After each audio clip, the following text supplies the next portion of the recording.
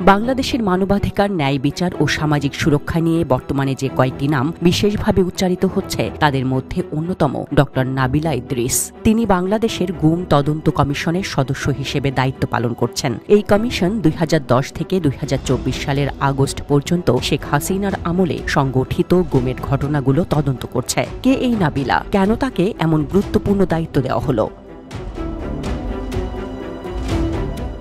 Cambridge বিশ্ববিদ্যালয় থেকে PhD অর্জনের সময় তার গবেষণার বিষয় ছিল বাংলাদেশের নীতি নির্ধারণ প্রতিক্রিয়ার রাজনীতি। এর আগে তিনি চীন থেকে আন্তর্জাতিক সাংবাদিকতা ও যোগাযোগ এবং যুক্তরাজ্য থেকে সামাজিক নীতি বিষয়ে উচ্চতর ডিগ্রি সম্পন্ন করেন। তিনি মার্কিন পররাষ্ট্র দপ্তরের ইন্টারন্যাশনাল ভিজিটর লিডারশিপ প্রোগ্রামের একজন প্রাক্তন অ্যালামনাই। তার কর্মজীবনের অভিজ্ঞতা বিস্তৃত। বাংলাদেশ, থাইল্যান্ড, চীন ও যুক্তরাজ্যের বিভিন্ন গবেষণা, নীতি নির্ধারণ ও প্রাতিষ্ঠানিক ক্ষেত্রে তিনি কাজ করেছেন। বর্তমানে তিনি ব্র্যাক বিশ্ববিদ্যালয়ের গভর্নেন্স অ্যান্ড ডেভেলপমেন্ট বিষয়ে ফেলো হিসেবেও যুক্ত। রাজনীতি, নীতি নির্ধারণ ও সামাজিক সুরক্ষা, এই তিনটি ক্ষেত্রেই তার বিশেষ দক্ষতা ও আগ্রহের জায়গা।